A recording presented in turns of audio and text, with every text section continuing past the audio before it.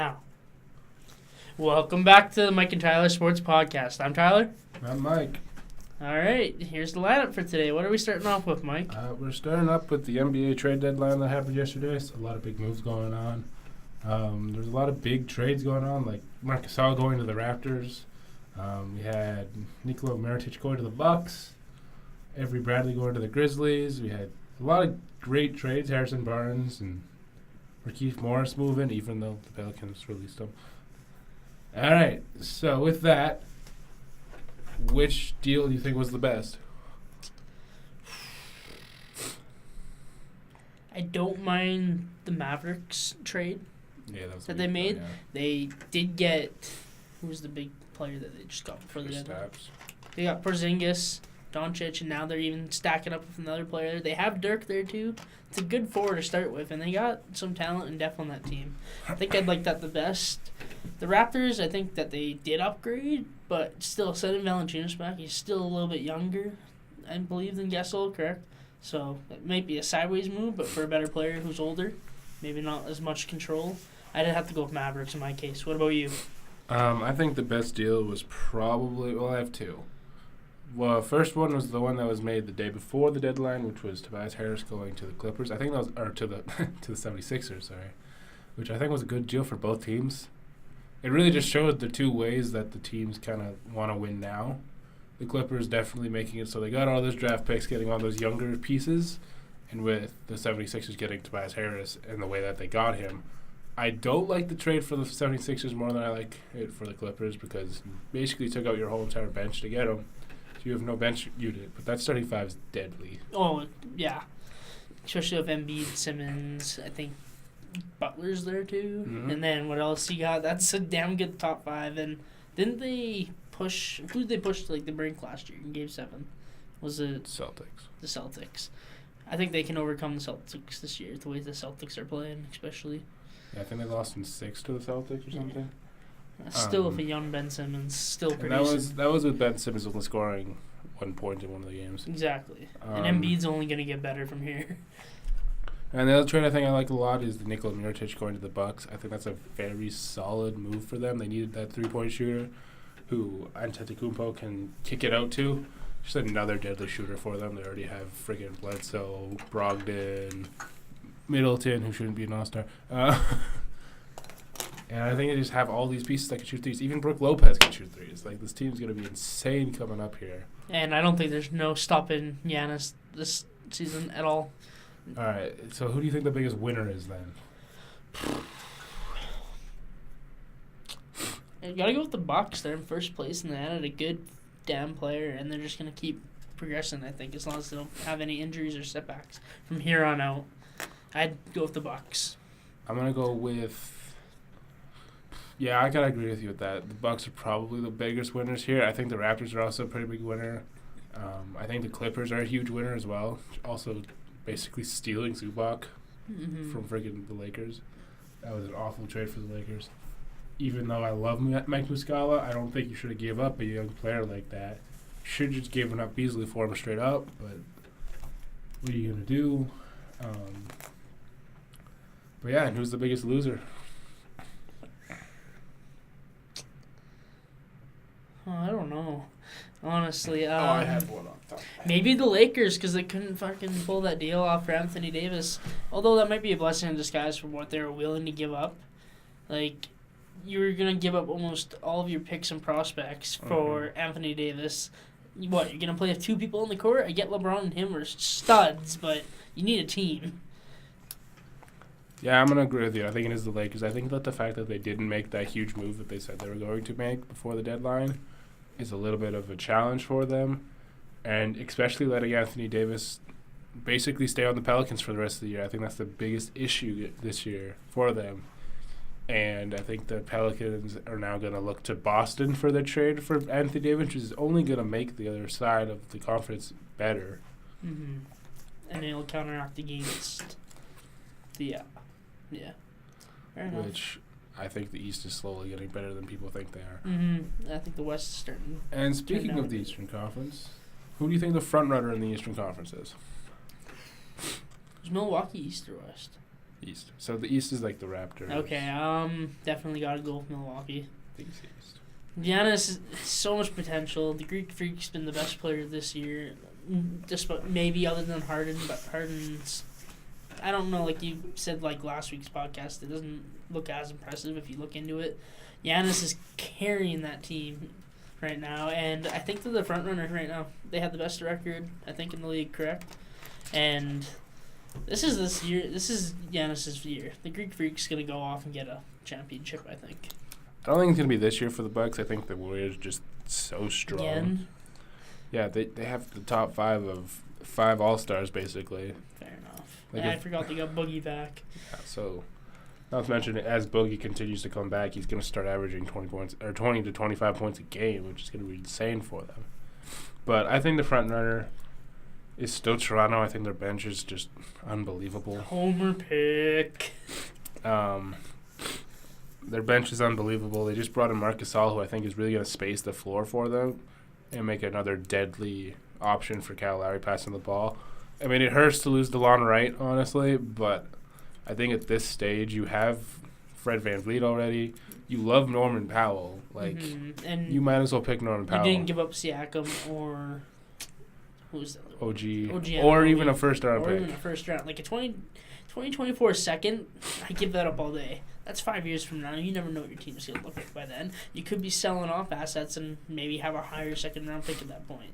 Or even a late first. I think the only thing that JV was better than Marc Gasol at was defensive rebounding. But it's what you have Ibaka for. Exactly. And that certain five is going to be good. You got Kawhi, Lowry, Gasol, Ibaka. Who's the fifth guy missing? Danny Green. But that's a big question though. Do you bring Ibaka off the bench or do you bring Siakam off the bench?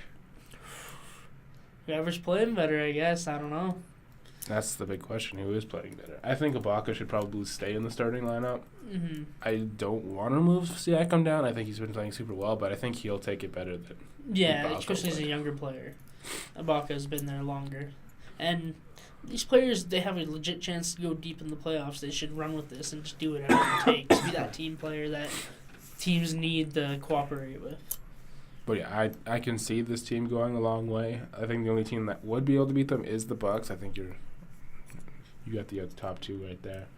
But I think Philly's too inexperienced. I don't think they have a good bench. So as soon as their bench players come on, it'll be crap. Like the examples the other game against the Raptors there, it was basically once Embiid came off the floor, the Raptors basically did whatever they wanted. Mm-hmm. And that's why they ran away with it, because Embiid came off the floor. Ben Simmons was turning it over like every second play. I don't want to put him on blast or anything, but basically every second play he's turning the ball over. I wish he would shoot threes more. He needs to focus on shooting. He's a great driver, but you got to round out your game more. And then finally we have second half predictions as well. I want to say Golden State still struggles. I can't see Durant, Curry, Thompson, Green, and Boogie all having a downward trend. I think they're going to peak up right here in playoffs, and they might win it all. I hope some team comes and takes them out, but I don't know. Maybe LeBron. My second half prediction is actually that the Lakers are not going to make playoffs at all. Okay. I think this team is so dysfunctional. The fact that LeBron sat away from the bench, like on the bench from their players during that blowout, was not very professional and not very leadership-wise. If your team is down by a lot, you got to be talking to them. You can't be sitting away from them. I realize that you might be trading them because it's before the deadline, but come on, LeBron. You know better than that. Yeah. And I think this team just doesn't have that talent who's been there before to do it. Like, they just traded Michael Beasley. Rondo hit that lucky-ass shot last night against his former team. Good on him. But it's just, realistically, they should not make the playoffs. I think a team even like the Clippers or the Pelicans could probably come back up as well. Yeah, I guess they're playing Anthony Davis now after the deadline passed. Even prefer the Kings over the Lakers. Sacramento. I love the Really? Kings. I love the Kings. I love De'Aaron Fox. I love their pickup of Harrison Barnes. I think he's going to work pretty well there. And you didn't have to give up much. You basically gave up Justin Jackson for Harrison Barnes. Yeah. Because they freaking dropped Randolph, right? So I think that's a good trade for them. I love Buddy Hield, who, when he came into the draft, I didn't like him as much, but now that he's just basically taken over this team, I love him. Willie Cauley-Stein's an underrated player as well. And all this, and they're probably going to pick up somebody from waiver wire. Speaking of waiver wire, we have some waiver wire things going on too. Team players like Wesley Matthews, Enes Kanter, Wayne Ellington, players like that who are going on waiver wire. Even Vince Carter might be going on waiver wire. I would hope somebody picks him up and just takes him for a playoff run. Maybe the Raps? Give him the finish where he started? Well, at the moment, the Raptors have 4 open roster spots. Okay. I can see them making a run for Enes Kanter. Yeah, I think any good team should pick him up on waivers real quick. I think they should go for 3 players. Vince Carter. 3, okay. Should go for Vince Carter, just because Vince Carter.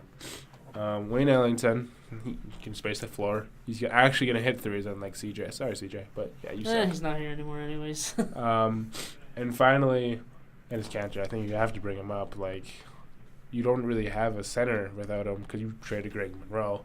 So you might as well bring him in, bring him off the bench, have him do that role, actually give him minutes unlike the Knicks did, and actually, like, let them do what they're going to do.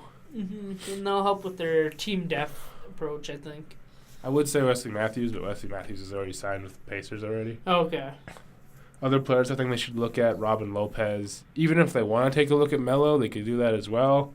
I don't like getting Melo just because I think he's going to take away minutes from OG. Yeah, and those kids need the playoff experience coming up and to prove that they can be big-time players and develop in something more than what they are.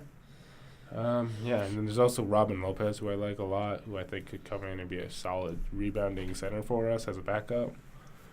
But, yeah, that's just what I think.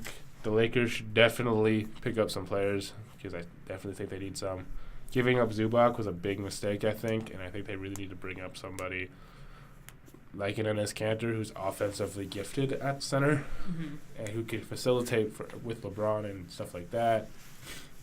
And that's what I think should happen. I think there's a lot that should happen, but probably won't happen. Then we can move on to the NHL. Alrighty. What's the topic at hand? So there's a team that's not doing so hot that Tyler likes a lot. Alright, give me a second here. And he's going to take over the mic for me. This team this pathetic organization has made me become apathetic as a fan. I started watching hockey in 2006, so that playoff run that we went on, I was 8 years old, and that's also the year I first started playing hockey. Once that playoff run ended, I waited 11 freaking years to see the playoffs again. And just to see our team get we're getting destroyed this season for the most part, and the only reason we're still in a playoff spot or a playoff race is because the West has been so bad right now. This organization has been going in the wrong direction since we've drafted McDavid or even Nugent Hopkins or Hall and whatnot. We've been trending backwards while all these other teams are passing us, and in year 4 of McDavid, this is unacceptable. I think, I waited 11 years to see the playoffs. Man, I was from 8 to age 19. Through my whole teens, I did not see a freaking single playoff game. And the fact that Chiarelli screwed this team over that bad that I had to wait another 2 years is disgusting. And, this is what we're paying for the decisions we made because we didn't do our research or just went on a search for somebody that was right for the job. We just hired the most experienced guy we saw right away, and we didn't do a thorough search. And the way the organization does things is completely backwards, and this is going to take time to change. I don't think some fans have the patience for it anymore, and I'm certainly getting that way as well. I'm becoming an apathetic of this team because of the way that things have been run for so long. And I'm just sick of it. That night that they lost to Chicago 6-2 after being up 2-1 at the second intermission was brutal. I don't care how you put it. That was horrible. And honestly, I don't see us making the playoffs at all again this year. I think we're going to trend down. These contracts that we were hampered with, we can't get them off the book. I don't think anybody's taking Russell unless we give up a high prospector pick, who Nicholson has already said we're not trading. In the first place, why did you allow Australia to sign Koskinen to a 4.5, 3-year deal when he got fired the next day? And right now we're running Talbot because he's playing better right now, and Koskinen has been slipping away. Why make that decision to sign the goalie when they're both playing equally, and even Talbot's starting to go on a little bit of a run here? How do you make that wrong decision and also let the person that you fired make a decision like that a day or two before he gets released? Or even trade for Brandon Manning, per se, or who has also on the books next year for $2.25, fun fact, for Jurk Kajula, who been 4 for 5 on our team in goal scoring that we desperately need right now on the wings. We picked up Petrovic for a third. He hasn't been in the lineup in like a week or two here, even with our bye week.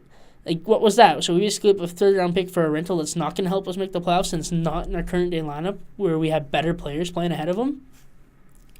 Why keep this guy employed this season? Halfway through the season, there was no point. You're setting yourself back again. The cap space. We have Russell. I liked Russell, but not at 4.5, whatever he makes for 2 more years or whatnot. Lucic, these cap mistakes added up over time, and now we're paying for it. These contracts are gonna be hard to move off the book these next year or two without moving some assets with them to entice teams to take them, and it's gonna affect us pretty bad. It's gonna be another year or two before we can physically call us a good Stanley Cup contender. We might make the playoffs because McDavid's McDavid. He's that skilled, he can drag us there, but he needs a supporting cast, and the supporting cast might be a year or two away. I don't know. I'm just sick of it. I'm sick of the way things are ran. Nicholson needs to pick his shit up and figure this out now and make sure it's right. Otherwise, you're going to lose a lot more than fans. The owner, I don't even know what he's doing. He's just only concerned about making money at this point. He's not making any good managerial decisions and whatnot. I'm just fed up with this team, this organization right now. And if I don't know. That's all I got. I'm just sick of it. They need to improve everything and start doing this right. Because if we keep trending in this direction, I think we just wasted McDavid's prime, most of his career, and he's going to have a bad feeling for Edmonton. And that's not good. All right. So with them not making the playoffs, we're going to go into the second wildcard spot. And who do you think is going to make that second wildcard spot? Who's in there right now? Well, we have both sides here. In the Eastern Conference, we have Boston, Pittsburgh, who are 3 points to 6 points up on teams like Carolina, Buffalo, Philadelphia, teams like that. And then in the West, we have just everybody. Everybody's involved, basically. Yeah, essentially. I think St. Louis is going to make the wild card in the West. Since Jordan Binnington has gotten in there, he's been playing phenomenal. And that team was better than they were showing at the start. At January 1st, I'm pretty sure they were dead last. The fact that they crawled out of it with this goaltending that he's provided proves a lot. And that team's not as bad as they were. They have... I consider Joel Edmondson a top 4, top 3D. Parayko's really good and on a good contract. He's 6'4", right-handed shot. Petrangelo's your captain. And I think Vince Dunn's there. They got some good defensive pieces and good depth on forward. Tarasenko would be a first liner. I think Schen's a first liner at this point too. They got these pieces, and I hope they make it. I see Minnesota falling out, just due to losing Koivu for an ACL injury. Matt Dumba, you don't know if he's coming back with a torn pectoral. And the way that they lost to Edmonton yesterday, I don't know if they can still function like that over the rest of the season. I don't see Edmonton making the playoff push, but we have Connor McDavid. He's gone on a late season surge the last 2 years. He's already at 80 points. I can see him hitting over 100. If he can get the goal scoring support and maybe some goaltending and just the team playing better, maybe they can push. I don't think it's going to happen. Vancouver's in, I think, the second wildcard spot or just outside. They're losing people to injury. They're not playing as good as you would think. I think they'll drop out. Is Colorado in third in their division, or is that Dallas? Colorado has 53 points in the outside looking in. They're on the outside looking in, so Dallas is in third. Dallas has 61 points. I don't know about Colorado. They need to make a move for a second or third liner, I think. If they aspire to be in the playoffs, I think Dallas will be in there for sure. I think Ben and Sagan will turn it around. They've been getting goaltending and defense. At this point, I don't see LA. Chicago is out, in my opinion. I'm going with St. Louis and one of Dallas or Colorado, whoever's not in the third spot. All right. So for me in the East, I don't really see anything changing. I think Pittsburgh and Boston are just too good of teams to really drop out. If anyone's going to do it, it's probably Buffalo, but Buffalo's been struggling. And I'm not betting against Crosby at this point. He's going to give everything he has while he's 30 and above. If I think anybody's going to drop out, I think it's probably going to be either Columbus or Montreal. If they're going to fall out, they're going to fall out. And in the West, I think St. Louis is going to move up into the first wildcard spot. And I think that Chicago, who's won 6 in a row, oh, wow, is going to continue to play well. I don't see that lasting, though, just with their decor. Yeah, but they don't need decor when they have their offense playing as well as it has been. Offense can only take you so far, though. Especially with this season winding down here. Teams are going to start locking it down. They're preparing for playoffs. I just can't see it. Yeah, but they really brought out the potential in Dylan Strome. Oh, for sure. He's been playing unreal with DeBrincat, and now you can load up that top line with Kane and Taves. Kajula's no slouch playing with two really good players like he did with McDavid and Drysdale and Edmonton at times. That's a good top six, and they got some good depth forwards. Their defense is just old. I don't know from Keefe and Seabrook. They have Eric Gustafsson, who was an Oilers fourth rounder that we didn't sign. He's been playing well in the power play. That power play's hot. Eric Gustafsson is carrying that defense. Oh, for sure. They have Connor Murphy. He's not bad. He's, I think, 25, 26. Good shutdown D-man. That's physical. I don't mind their defense. They're just old, and I don't think they'll carry. It's on their goaltending for me. I'm not sure who's in net. I think there's Ward and D'Elia, and Crawford's battling back. If Crawford can actually play this season, they might make a run. I don't see it happen. I think St. Louis is locked in with what they have like 2 or 3 games in hand on all these other teams, and they're at first wild card or second wild card, whatever it is. Second right now. I see them in it. It's going to be a battle between. I think Minnesota's going to fall out. So that one Central team, I think Edmonton might still be there. Edmonton is currently 4 games out of Minnesota. 4 games out or points out of Minnesota? Like they're 4 points behind Minnesota, but St. Louis is 55. But like, okay, if we think St. Louis, I think continue, it'll be a battle between Edmonton and Vancouver, and then one of Dallas or Colorado for that final spot. I think St. Louis gets one locked up. Yeah, that's fair. I saw a stat though that Patrick Kane has 6 points in 14 games. Yeah, he's playing unreal. I think actually like before that he had like 44 and 18 or something. He's been playing unreal, but like I said, I don't think offense can carry you that much in that like at this point of the season. You need the full team. In the beginning of the season, you can mask your poor defense with goal scoring, but teams are starting to lock it down. Kane's an elite player. He'll probably continue that pace. I don't know about the rest of the team. I like Jonathan Taves, the way he's been playing this year, too. I think he's finally rejuvenated after a couple Sitting of years out of struggling. Summer. Sitting out of summer, he struggled last year mightily. Somehow still scored 20 goals, to be fair. But Yeah. I don't know. Right now, I think Taves and Kane are at the top of their game, and I think when they're on the top of their game, that team is going to be hard to beat. I agree.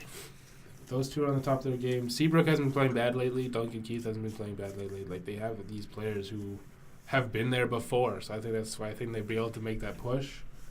But, yeah, I agree with you. I think Minnesota's going to fall out. I think St. Louis is going to go up. And I think there's a better chance that maybe a Dallas will fall out. You think so? I know they're Okay. So that would There's put 6 Colorado or St. Louis in the third, and you think there's going to be a second Central team, or do you think Pacific's going to get one? I don't know. I think this Dallas team is just they've been carried by their goalies this whole time. I don't think it's gonna last long. Where's Arizona at? Arizona is at the bottom with 51 points. Oof. LA's ahead of them now? No, Oh, 150. So I don't know if they'll push. See, I They don't think. have firepower. Yeah. Anyway, I think Ben Bishop. Ben Bishop is known for like cracking under pressure, like the Stanley Cup Yeah. that 1 year. Played that puck. Yeah, he played that puck so great. Anyway, you kind of answered my question with the whole St. Louis finally playing to their potential. Oh, did I? Yeah, Whoops. that's really one of my topics. That's okay, because I changed it to the Ducks. The Ducks have won 2 games in last 50 20. in the last 52 days. 52 yeah, I saw days. that too. They've won 2 games. What is going on with this team? I don't know. Like Gibson can only do so much. Like their defense needs to pick it up. Hampus Lindholm, Josh Manson. Who else do they have? Cam Fowler. Maybe he's injured. I don't know. No, he's always injured for me. Injured, though. But that decor has got to step it up and play better in front of him. And then they need to score. Getzlaf, he can only do so much up there. Like Corey their prospects Perry just are. came back. Fuck Perry. Yeah, me too. I don't like him. Kessler's a piece of crap. They traded away Cogliano. Silverberg, I like. I don't think he stays there, even though that they're discussing a contract. Carlisle shouldn't be coaching this team. If they want to, like, they're getting old. They need to integrate their younger players if they're ready and start focusing on speed and whatnot. Getzlaf's still really good. But I don't think Randy Carlisle is the coach for this team at this point. And the fact that they've won 2 of 20, the players are probably tuning him out. They're probably looking at the standings. They're like, oh, we're done with this season. They're just trying to play it out now. I think Bob Murray has to do something, at least signify to the team that they're selling off assets or fire the coach to rejuvenate them a bit. Or just let them know what's going to happen because they have to do something here. They can't just sit back and keep losing. Something's got to change. You already traded Cogliano. You might need to make a bigger trade on a bigger scale, like maybe dealing someone like a defenseman for a younger player of the same ilk or whatnot. Or just fire the coach. Look at Dave. Not Dave. Ron Hextall. He refused to fire Dave Hextall in Philly and ended up getting canned himself. Who isn't to say that Brian Murray won't get canned if he doesn't fire Carlisle sooner or later? Owners don't have patience if they're losing out money, especially with the Ducks who can't fill their building regularly. Something's got to give if they want to make the playoffs or at least get some revenue in. Yeah, the Ducks are definitely making John Gibson look really bad lately. Oh, yeah. He went from a .924 to a .918 or something in the last couple games here. Like, they're not helping him at all. It's not his fault for allowing all these goals at this point because they're like basically wide open net goals and easy shots to go in. I feel bad for him, man. He's an unbelievable goalie. He's still young. He can carry this team. And the Ducks can develop prospects. They just need to go in that direction. Maybe take a year or two to get some more picks and players in here that can play with speed and tempo. Like I think with Carlisle's system, I think they're allowing a ton of shots. Yeah. They need to shore that up. Play better defensively and get some shots. They just cycle on the perimeter until they lose the puck. Get in the middle of the ice, shoot from the slot, get some high percentage chances. Your behind the net / perimeter style can only work so long. Getzlaf, it shouldn't just be contained to that style of play. He can move and he can protect the puck. Get inside the home plate, which would be the 2 dots going down and then into the crease.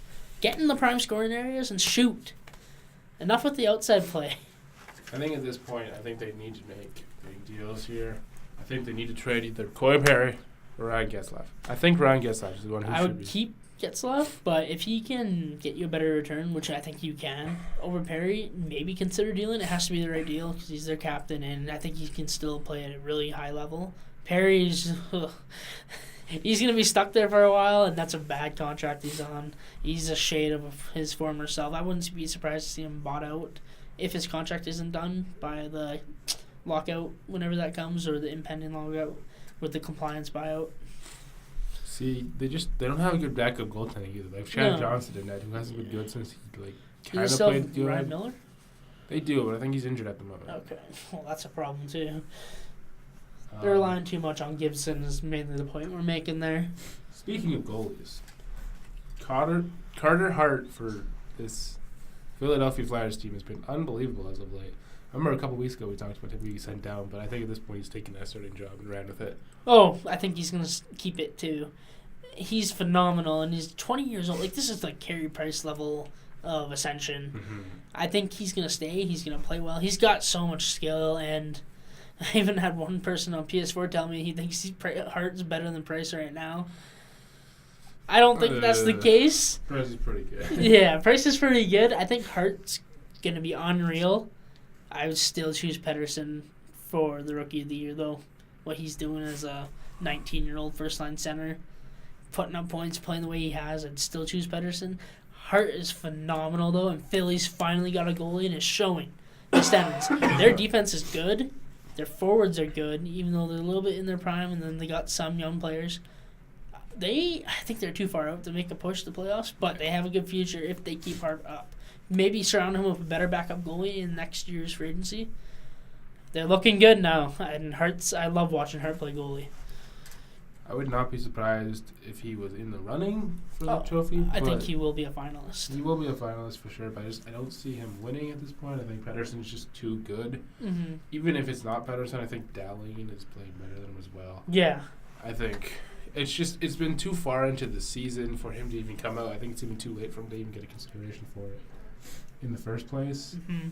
And I think that it's just going to be a two-way race between Dahlin and Pettersson. And Pettersson will ultimately win it. I agree. All right, so next we're going to do oh, come on. Predictions for the weekend, just because there's only one game tonight, so I thought I'd do the whole entire weekend. Okay. Well, let's just do Friday, Saturday. I don't like Sundays. What is Sunday? Sunday's not a bad slate, though. All right, give me just the games, then I'll give you some predictions. So tonight we have one game. What is it? And it's the Rangers versus the Hurricanes. Hurricanes coming off back-to-back. So are the Rangers. Where is it being played? In New York. I'm assuming Lundqvist is starting. I Or think is it a Lundqvist backup? played yesterday. Check that first before I make my decision, because I don't like their backup goalie. You don't like Gorgate? No, okay, never mind. They didn't play yesterday. Lundqvist is probably in net. Okay, I'm choosing Rangers. I'm gonna go with the Hurricanes in this situation. Aho's been playing really well lately. I think literally Carolina right now has Aho leading in all three stats: goals, assists, and points. It's all Aho. But I think Teravainen is turning it on right now. He's playing phenomenal lately. I think this team just has a lot of good offensive star power here. Niederreiter's been unbelievable since he came here, there, and I think this team just isn't going to slow down anytime soon. I think they're just going to keep rolling. They're not going to make it to the playoffs, but if anyone's going to do it, I can see them doing it, especially with that new first line they have. Yeah, I could agree with you there. I just think Lundqvist might pull one out of his ass this game. I also like Zibanejad and their top players. There's Zuccarello's been playing good of late. Yeah.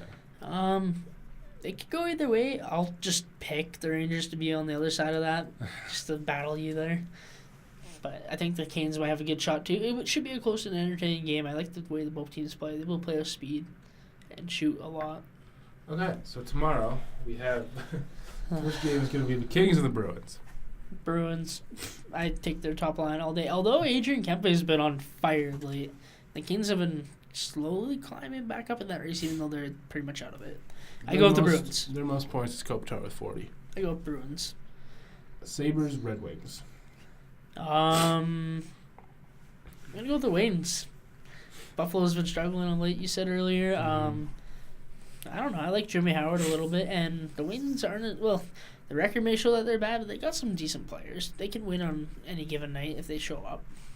I'm gonna take the Sabres in this situation. I think they're gonna be hungry after that loss last night, and I think that first line is just been kind of weird lately. They've been on and off.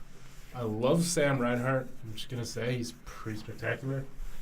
It's on my fantasy team. That's not biased at all. And I just think Skinner's going to score 2 goals in this game, quite frankly. Think he's going to catch Obi? I think he's not going to catch Obi. Obi's too good. You think Obi's second? No, who's third in that goal scoring race, right? Yeah. Leon Draisaitl's tied for third. Yeah, I know he's tied for third. We're going to have 2 scorers with over 40 goals. Just stop. That's all I can look forward to, man. Right, Let so me have it. We have the Devils and the Wild next. Devils in the Wild. Yeah. I'm going to go with the Devils. I'm going to go with the Devils as well.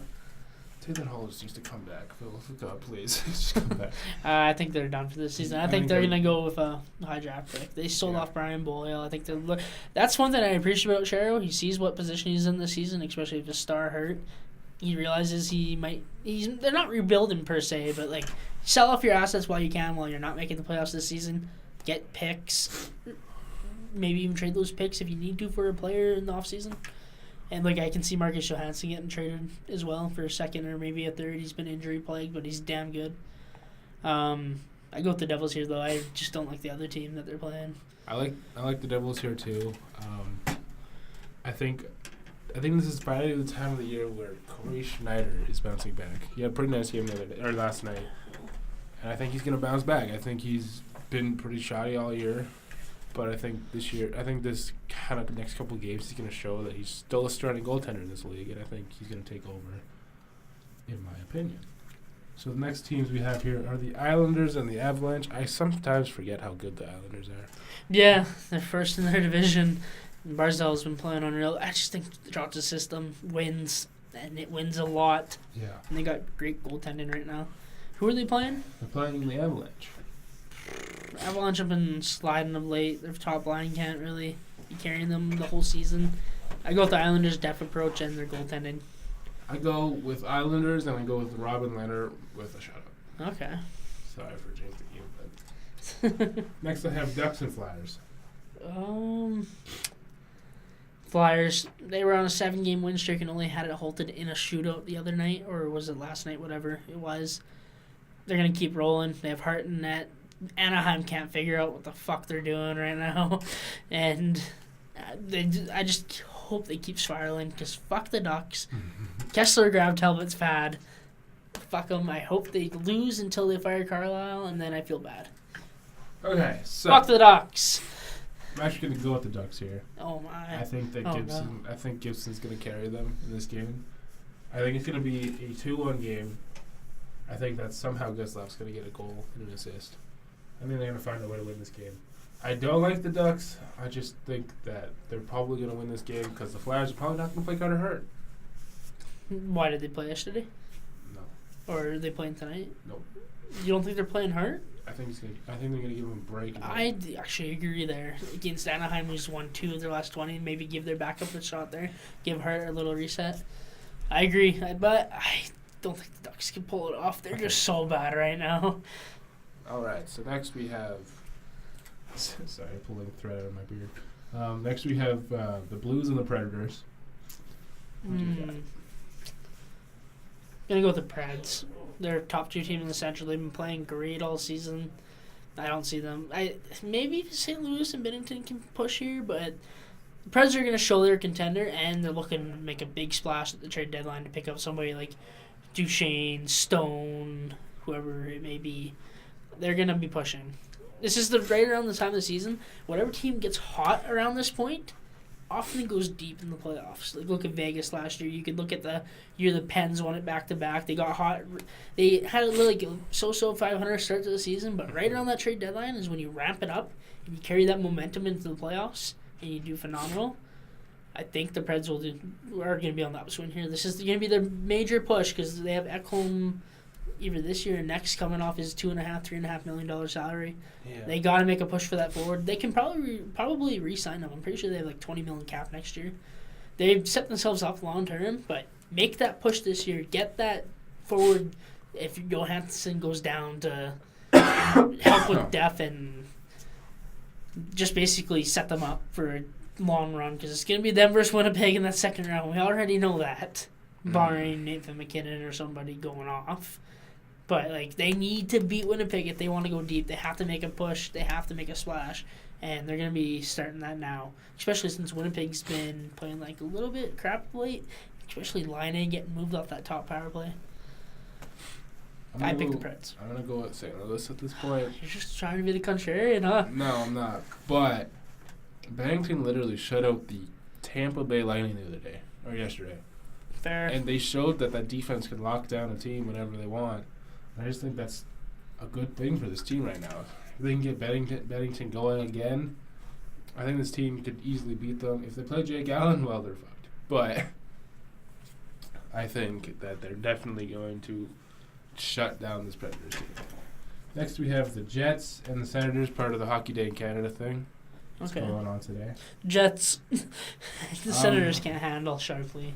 I'm going to go with the Sens because I think Duchesne's going to go off. And I think that Mark Stone and Duchesne have been playing unreal since they've been added to that same line there. Mm-hmm. And I think that Duchesne is just going to keep rolling. He's got 9 goals in his past 7 games, I believe. He's just rolling. I think he's going to keep it going. Okay. Stars and Coyotes. Stars. Coyotes don't have enough firepower. I'm not sure about their goaltending lately. Kemper hasn't been bad lately. He hasn't been bad. I just don't think he's as good as Bishop is. And I feel like the Stars are going to hang on to that third or first wildcard spot, wherever it may be, and Coyotes are out of it. I'm going to agree with you. I think the Stars are going to win this game. Sagan is really taken what the owner said to heart and is really taking over for this team. Mm-hmm. I think he's going to score another 2 goals in this game. I think he's going to add an assist as well, so he's going to have a 3-point game tomorrow. And I just think Arizona, we had this conversation 2 weeks ago, I think, about how they just can't score. They have, like, Keller still has 37 points. I'm pretty sure he had, like, 32 last time we talked about it. Like, they haven't been able to get points. They're not playing as well as they should be. Mm-hmm. Should be, I say. And next we have your good old favorite team, Sharks versus Oilers. I'm gonna go with Edmonton. Why? I think the win yesterday, they ended up getting scored on in the third when it was 2-0, but they didn't flop. They got a power play goal right again, and the power play actually looked like a normal functioning power play that can score. That's fair. I think McDavid's a good leader, and I think he's gonna inspire the boys to hopefully play a good game against them. They're not going to fold over. It's going to be hard to beat Carlson, Burns, and Vlasic on those 3 barriers. I think Carlson's hurt. He didn't play last night. Okay. Well, either way, that maybe might factor into Edmonton playing and winning. McDavid might be able to avoid a matchup with Burns. Is it in Edmonton or? It's in Edmonton. Okay. So we have control of the matchups. Hitch likes to chase that. Maybe he can get McDavid out there, not against Burns, or even if Carlson's playing, try to get him off of that matchup. Even then, they just have to attack the right side of the ice, or the left side. Well, right side on the left defense. Go that side of the ice if they need to avoid Burns or Carlson on the other side, mauling them the whole time. I know I'm pissed off at them, but I think they're going to make a little push here. I can't doubt McDavid. He got 100 his second season, 108 last year. He's probably going to get over 108 this year if he goes supernova like he has. I just wish the boys would play inspired and just up their play level a bit. Him and Draisaitl and Nuge have been carrying this team this whole season. Despite their struggles, they're not out of it. Keep pushing. I think this will be a push. And if it isn't, then it's just inconsistency and we're going to follow more of the picture than we are. That was a biased pick for sure. Okay. I'm definitely going with the Sharks here. I think that hurdle line has been unbelievable. I watched the game last night against the Flames. That line is unreal. Like, the way they've been forechecking, backchecking, the way they've been able to score, I think they've been unreal. I think Evander Kane's going to have a goal. I think Hurdle's going to have a goal and an assist. I think this team's going to go off. Martin Jones is bouncing back slowly. Of course, he always plays well in Calgary because, he played for the Hitmen. But I think that San Jose is going to pull this game off. I think they just have too much firepower. Fair enough. Next, we have the Canadiens and the Maple Leafs. I'm going to go with Montreal. They just beat Winnipeg yesterday, and apparently it was a really entertaining game. They are quick.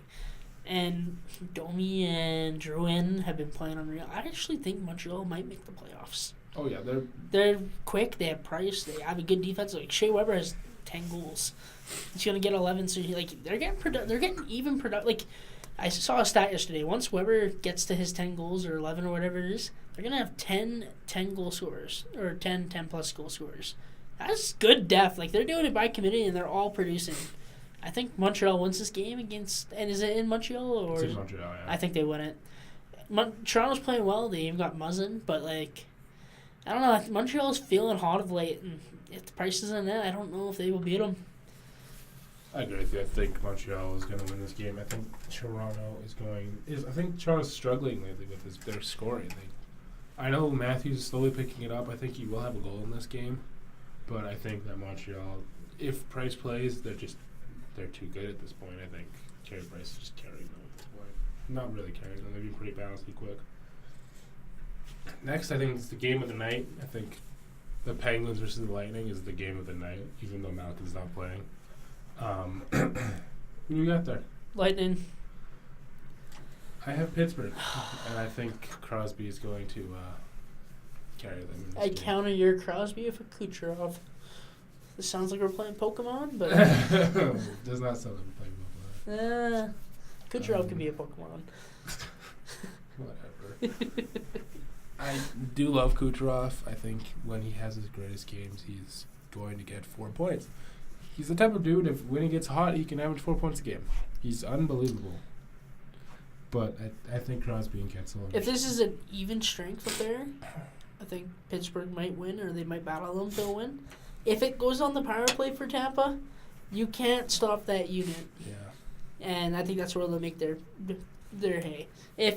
Like I said, if the penalties are being taken, I see Tampa winning this. If it's an even strength battle, Crosby might pull through just because Crosby and Malkin is better than Stamkos and Point, in my opinion. Still, they might have better wings on Tampa, but you can never doubt Crosby and his winning ways aside. Something Stamkos hasn't won yet. All right, so next game we have Panthers and Capitals. I'm gonna go with the Caps. Ovi is my boy. Netsov's gonna pick it up here soon with even strength goal scoring. Yeah. He's only got like 2 or 3 or 4 on even strength goals this year. That power play, if the Panthers take penalties, that power play is gonna be unstoppable. It still is. And I think Holtby's been playing better of late. They just snapped their January losing streak, whatever it was, at the end. And they're the Cup champs. You're telling me Ovi skipped the All-Star game just for this reason. He's going to pick it up, and he's going to inspire the boys to pick it up again. He finally won, and now he's got a taste of what that's like. He's going to keep chasing that as long as he can. I can see 2 goal performance from Ovechkin here. I'm going to take the Capitals here as well. I think that the Panthers are just going to keep falling. They've been on a landslide for the last year. I think they've just been crap this year. I like the Panthers too, though. I like their roster and how they set up. But then again, like you said, they traded Bukestad, who had chemistry with Trocheck. Mm-hmm. They got Brassard. And McCann scored in his first game for Pittsburgh yesterday. So maybe they did flip those for Brassard and Sheahan. They might keep them. They might flip them for picks. We do know that they're going for Panarin and Bobrovsky. I don't know if it's this season or during the free agency period. We'll see. I like Panthers, but you gotta choose the other team in this situation. All right, next we have the Flames and the Canucks. Gotta go with the Nucks. I was gonna go with the Nucks. You can't choose the same teams. This is bullshit. Hey, I thought you were going with the homer pick like I did. No, I'm not going to go with the Well, I'm going with the Nucks because it's in Vancouver or Calgary. It's in Vancouver. Pedersen's a god. I think they can stifle Gaudreau somehow. I'm going with the Canucks because I think this first line's going to slow down. And I think they're not going to be as good as they're going to be. And then I think they're going to pick it up again in the playoffs come. But I think at the moment, this is what happens with Johnny Gaudreau. They go into the first half of the year. He plays unbelievable, makes the All-Star team, and then he starts to slow down a little bit.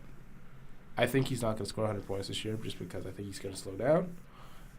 But I think the Canucks have Markstrom play really well. They're at home here.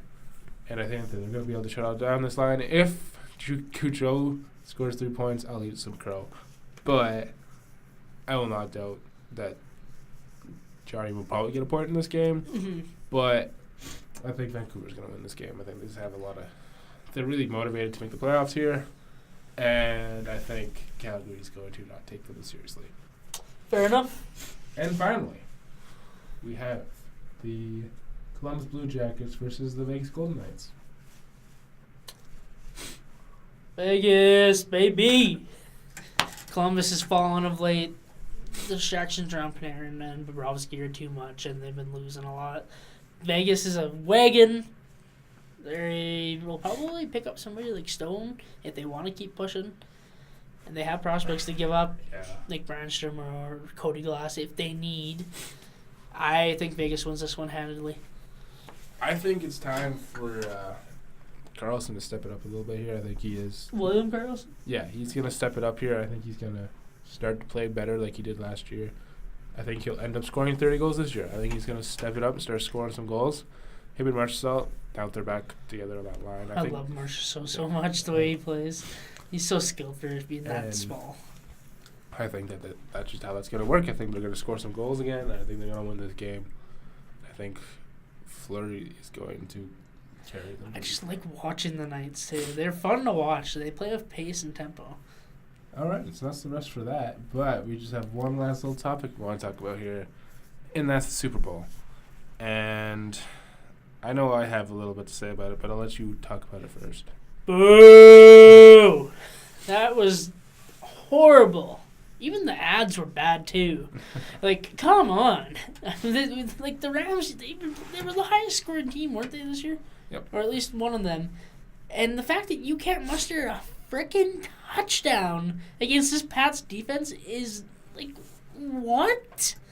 I guess this plays into the fact that Belichick and Brady are the GOATs, like we pondered on last podcast. You made that correct prediction. I didn't expect this to be such a low-scoring game. The fact that there's two field goals and one touchdown made the whole time. And that halftime performance was ass. I don't even want to talk about that. Like, what the hell? You go. So I'm going to make a challenge to every other NFL team that's not the Patriots. Just to beat the Patriots. Why haven't you guys gone on film? Why haven't you figured out Belichick's defense? I know he's unpredictable at times, but come on. Go watch his film. Go figure out what he does. Figure out this Pats team because they're not as unpredictable as you think. Their defense is pretty standard. Pretty standard, like man-to-man, basically.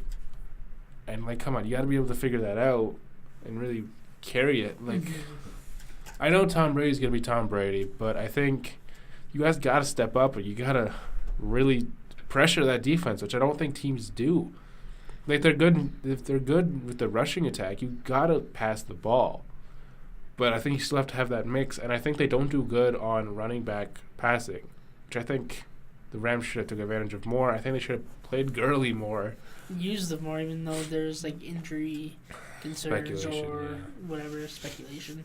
They could have used Anderson, too. I don't know if he has an arm or not.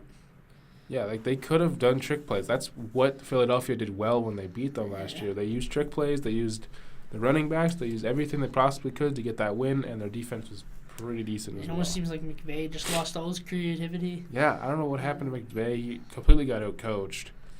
But I don't know. I think... Did you see that gif of the Super Bowl trophy in front of him, and he has Belichick pulling him back from the sidelines? Yeah. That's basically what happened that game. Like you were saying, you play tighter man-to-man coverage on them or whatever it is. They got to get as close on that man-to-man coverage as Tom Brady was kissing fucking Robert Kraft. Yeah, that was something. That was interesting. But I just think... I think this is the last time the Patriots win the Super Bowl. I think the Chiefs are going to beat them next year. I said that in the last podcast. I think it's going to happen. The Chiefs are going to beat them next year, and I think they're going to win the Super Bowl. The Rams aren't done, though. They'll be back. I know they will be. They're not going to re-sign Ndamukong Suh, but I think they'll be back next year as well. But, yeah, I think that overall the Super Bowl was definitely one of the worst that I've seen. Defense was good, but that's not what we want in a Super Bowl. Yeah. You want high scoring and just big plays. It was boring, man. There was no pressure at the end. There was no suspense. Yeah. You kind of just knew they were gonna win, but there was 3 minutes left, and which I think you can attribute to Belichick knowing how to close out a game. Yeah, but you gotta be able to make that game close if you're the Rams. For example, Jared Goff's interception throw was just god awful. You don't not throw a floater there. You throw a bullet. Yeah. But, yeah, I think that the Rams will be back. Chiefs are going to win the Super Bowl next year. Oh. And... With what? Running back? They'll find a way. I think if they can bring in Le'Veon Bell, that'd be pretty sick. But, yeah, I think that people just need to find a way to stop Tom Brady, and you'll be good. And I think Tom Brady will ride off into the sunset and just go away. Please, go away. I'm tired of your shit. Fun fact, he's 6 out of 9 on Super Bowls. Yeah, I know. Nice. All right. But yeah, he should just go away. You want to close this off? All right, so that is the Mike and Tyler podcast. we're going to start actually submitting these every Friday. We're going to submit one and make one on the same day. At least I'm going to try to, if I can do it. But it will be on my SoundCloud after we record each time. Yeah. I just got to promote that better, so I'll put that on Twitter at Tyler Verloop, TYLERVERLOOP, and on my Instagram, t.verloop, on my Instagram story. that was a massive plug for stuff. Humble plug. But yeah, thank you guys for listening / watching. I know it's just a boring ass black background, but hey, thanks you guys for watching. See ya. See ya.